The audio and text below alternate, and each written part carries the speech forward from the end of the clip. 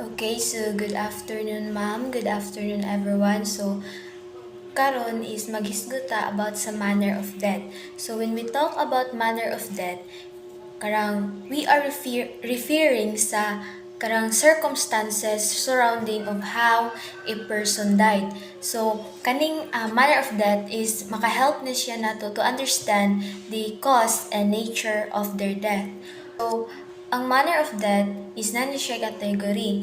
So it is classified as natural death, homicide, na karang suicide, accident, therapeutic, complication, and ang undetermined. So, ang manner of death is lahi ni siya sa cause of death ha, cause ang cause of death kay mo ni siya ang specific reason why namatay ang sa katawo. While ang karang manner of death is ang circumstances. So for example, na isa ka tawo namatay tungod sa gunshot wound. So ang cause of death is the gunshot wound itself. Tapos ang manner of death kay nakadepende sa circumstances if ang pagpusil ba sa atong namatay is siya mismo ang gahimo or karang like gahikog siya, then it would be suicide. Then if someone else karang shot him, then it would be a homicide. Then pwede pod karang accident kay basin karang naigo ba siya ligaw na bala or di ba tungod sa iyang karang kadanghag karang gihinluan niya ang pusil tas wala bitaw siya kakuan nga wala niya gi-check daan na loaded di ay then nakalabit niya ang trigger din accidentally na mo'y nakakos iyaha namatay siya. So, moto ang mga category sa kuan manner of death. So, magsugod ta atong ikuan tagsa-tagsaon sila. Sugod ta ni natural death. Natural death are caused exclusively by some type of organ failure due to old age or disease. So, when we say natural death, kung siya natural na kamatayon, like wala intervention or interference sa kuan bitaw, lain nga factor, like natural ragid siya, like namatay tungod sa sakit or sa katigulangon ba kaha, like dili tungod nga gipatay or na aksidente or gahiko. Ana. So, next is homicide. So, homicide refers to the intentional killing of person by another person. So, diri sa homicide is intentional killing, gipatay sa usa ka tawo ang another person. The next is suicide, refers to the intentional taking of one's own life. So, we are very familiar naman aning suicide, like iyang kwaon ng iyang patyon ang iyahang kaugalingon or kwaon niya iyahang kaugalingong kinabuhi. So next category is accident. So there is accident mo ni ang manner of death which is the result of the unexpected or unforeseen and unintentional fatal event. So this refers to death which trauma causes or contributes to the cause of death and the inflicted is not intentional. So, aksidente nga, pagkamatay, like karang na-disgrasya baka sa sakyanan or etc. Then, dirita sa therapeutic complication. Therapeutic complications. So, this refers to the fatalities that arise from the complications of the diagnostic of therapeutic procedure. So, kung maghisgot ta og therapeutic complications as a manner of death, it means nga complications or problem daw, ang problem daw kay ning aroused bitaw during sa medical treatment or therapy na ultimately led to the person's death.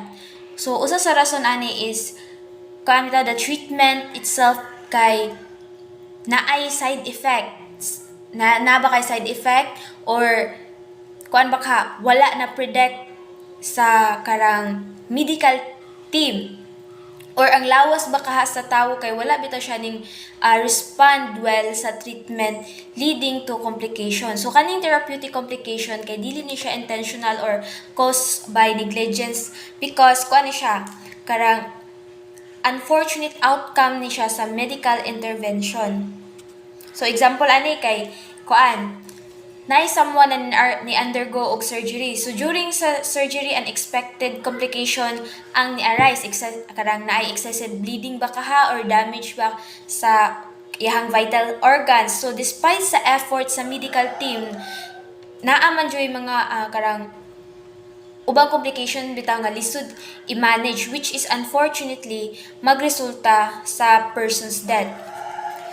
So, diri na ta sa manner of death nga undetermined. So, ang manner of death na makonsider na undetermined is when ang person's death kay walay klarong evidence para ma-determine if it is suicide ba kaha, accidental, natural, or homicide ba kaha. Now, dirita sa two categories sa sudden natural death. So, una, the true sudden death or is instantaneous death ug ang non-instantaneous sudden death. So, the true sudden death or instantaneous death refers to the death that occurs within seconds of the onset symptoms or inflection of trauma or absolutely no warning. So like kalit ra bitaw kaayo nga karang kamatayon, like walay mga signs or warning. For example, karang na isa ka tawo like karang nagdula ra ba ka siya og tennis, then suddenly karang he collapses while playing. So due sa atake sa kasing-kasing or karang cardiac arrest, like wala sila gipakita bitaw og karang prior symptoms or indications sa heart problems, tas like kalit ra jud kaya iyang kamatayon. So moto ang example sa true sudden death or instantaneous death. Kung maghisgot ta og non-instantaneous sudden death, it refers to the death that occurs within minutes of the onset symptoms or inflection of trauma. So the non-instantaneous sudden death pod kay like kuan siya, naa pa siya short period of time between sa appearance sa symptoms ay namatay. So for example, karang naisa ka tawo is naka-experience siya og karang severe chest pain og karabitang maglisod og karang ginhawa, karang difficulty in breathing. So kay nag-inato na kuan man to niya, mo man to iyang gibati, so gi-rush siya og hatod sa ospital. Pero despite sa medical intervention, namatay gihapon siya. Ang inana na case is mo na gitawag na non-instantaneous sudden death, like karabitang magpakita pa din siya karang mga symptoms, pero bisag naay medical intervention is dili bitaw siya gihapon matambalan, which is karang padayon ra gihapon siya sa ihang kamatayon. Okay, so now let's talk about the natural causes of death as defined in Sharma. So first is diseases of the cardiovascular system. So these conditions kay maka-affect siya sa blood vessels o sa heart. So these are the example diseases sa cardiovascular system.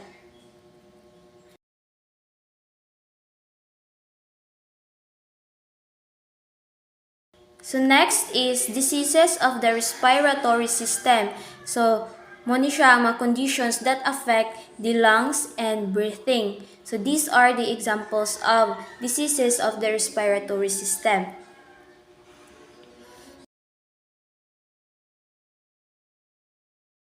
Next is diseases of the alimentary system. So this is the conditions that affect the digestive system. So mo ni ang mga diseases sa alimentary system. The next is diseases of the central nervous system or conditions that affect the brains and the spinal cord. So as you can see sa screen, these are the diseases of the central nervous system. The next is diseases of the genitourinary system, which is conditions that affect the urinary and reproductive organs. So these are the genitourinary system diseases. Next is the systemic diseases, which is mga disease nga maka-affect to the multiple system or organs in the body. So, mo ni naa sa karang kuan, naa sa screen nga mga diseases. The next is sudden scare or fearfulness or emotional stress that precipitates neurogenic shock or induce myocardial infarction leading to death. Next is some diagnostic or therapeutic procedures that may induce syncopes which may lead to death. Then lastly is reflex inhibition of vagus that may occur due to the sudden infection of a foreign body in the larynx. So, hi guys, I'm here to report about the injuries and wounds. So, injuries and wounds in the forensic medical context, physical injury refers to damage inflicted on any part of the body due to deliberate accidental application of mechanical or other traumatic agent. So, the term injury is used synonymously with wound. Not only damage produced by physical force but also damage such as heat, cold, chemicals, electricity, and radiation. So, ang physical injury daw kay refer siya sa damage nga nabutang sa bisag asa sa parte sa imong lawas due to accidents or mga traumatic nga panghitabo. Tas ang term kuno injury is used as synonymously sa synonymously is kanang kaparehara siya og meaning sa wounds. So dili lang siya produced by force but also damage as heat, cold, chemicals, electricity, and radiation. So makuan pud siya ang wounds kuno not only produced by physical force but such as heat, so sa kainit, tas cold sa kabugnaw, mga chemicals, then sa electricity, sa kuryente, tas ang radiation pod. Second is the cases that should be labeled as medico-legal. So medico-legal is the term for relating to both medicine and law. The study and application medical and scientific method as evidence in legal case. So, ang medical legal kuno kana ini siyang kuan kanang gamitan siya og scientific methods bitaw para mahibalan ang mga ebidensya sa or legal case. Ayun, ano siya, these are the cases that should be labeled as medical legal. These are the following: roadside accidents, factory accidents, or a natural mishap. So ang roadside accident, so common na kayo diri no nang disgrasya sa dalan.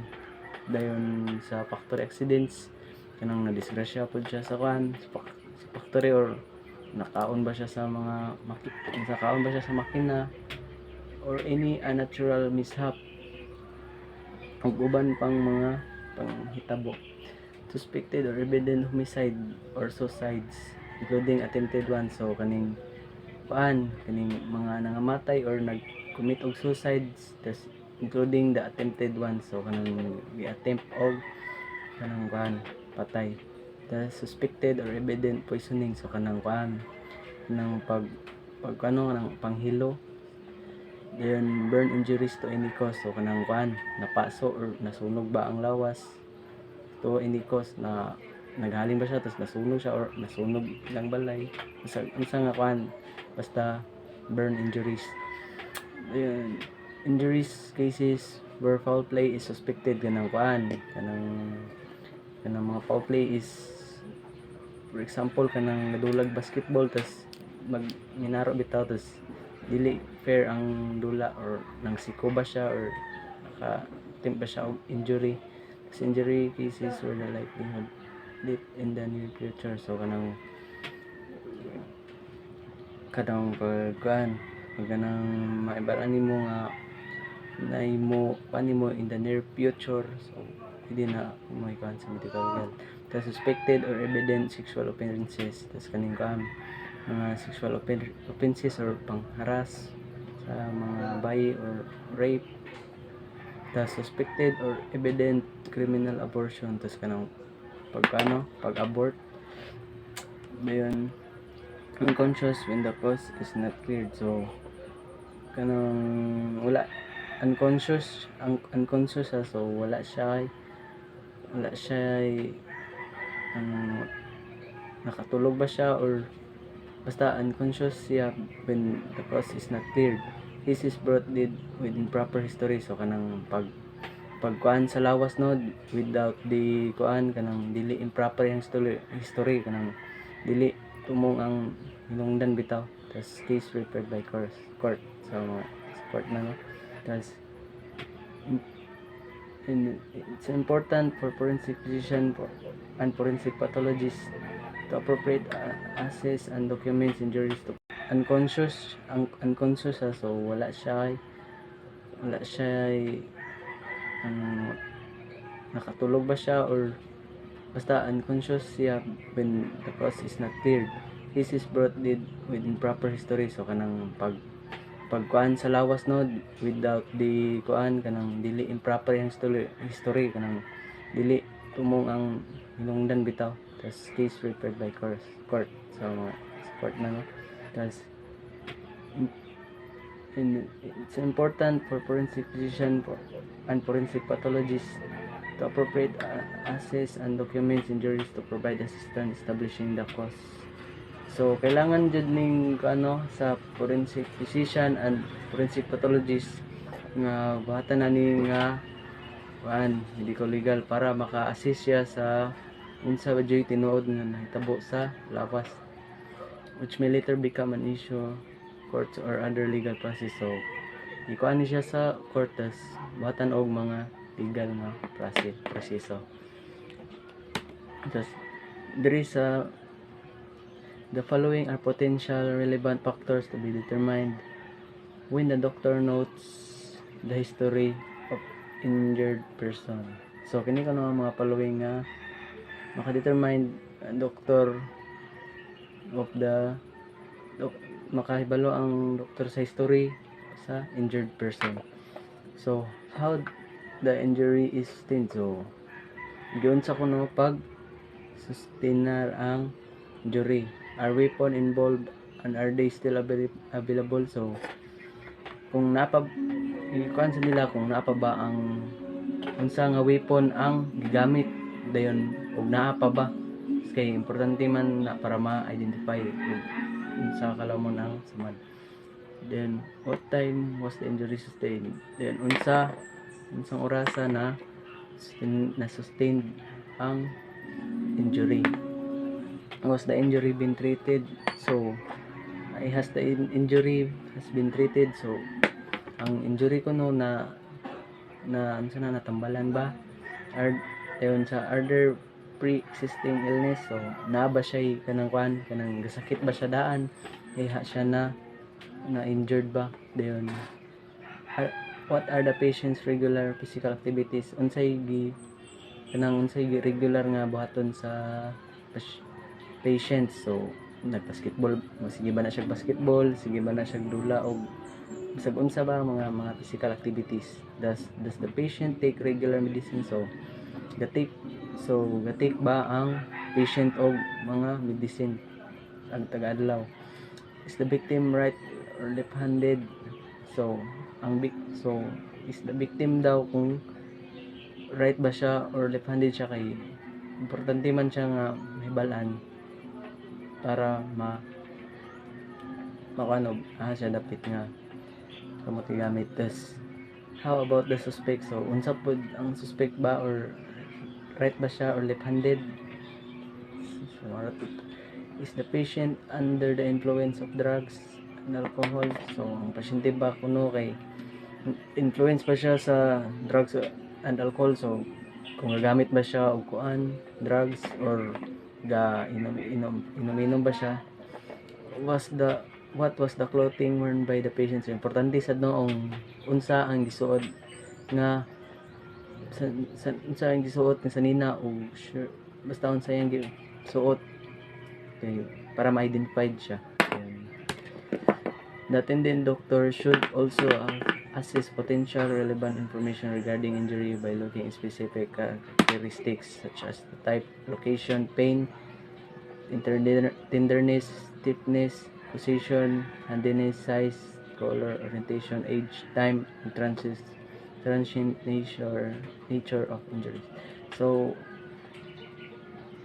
the attending doctor kuno should also assess potential. So, kailangan niya balan ang information regarding sa injury by lantaw niya ang characteristic such as the type, location, pain. So, kung asa ang sakit, kung unsa ka kahumok, unsa ka bag-on, causation kanang sa ikuan sa hinungdan, sa handiness, sa size, sa kadakon, sa shape, sa forma, sa color, orientation, tas ang edad, tas ang oras, and transient nature of injury. So, dili ta sa the 4 abdominopelvic quadrants kay dili man kasagaran ang kanang ma-injured jud ang isa ka tawo, isa ka patient. So, these are the 4 abdominopelvic quadrants. So, we have the right upper quadrant, left upper quadrant, tas right lower quadrant, o left lower quadrant. So, ang right upper quadrant kuno kay nag-contain siya sa right liver, right kidney, small portion of stomach, and ascending traverse colon. So, left upper quadrant contains the left liver, portion of stomach, pancreas, left kidney, spleen, descending traverse colon, parts of small intestine.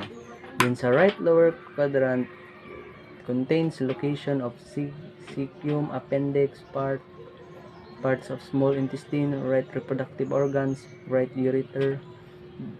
And then last is lower quadrant contains location of the most small intestine, large intestine, left reproductive organs. So that's all for the